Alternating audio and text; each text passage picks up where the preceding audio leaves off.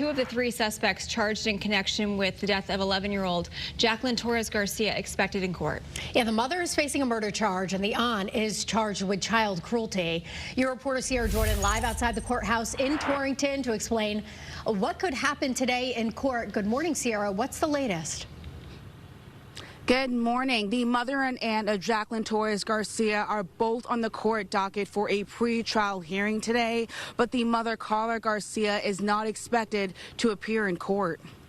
The medical examiner ruled Jacqueline's cause of death as fatal child abuse with starvation. Investigators say the mother, Carla Garcia, told them Jacqueline had been starved for about 2 weeks before her death in September of 2024.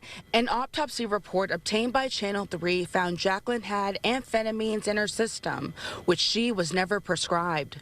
During an early interview with police, Carla Garcia claimed her ex-boyfriend pushed Jacqueline down the stairs, but investigators say she later admitted to starving the child. The medical examiner also reported there were no external injuries found.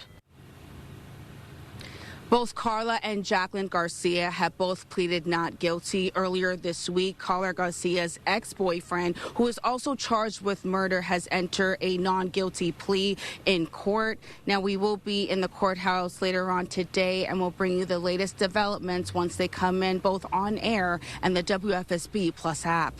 Your reporter live in Torrington, Sierra Jordan, Channel 3 Eyewitness News. Back to you guys. All right, Sierra, thanks.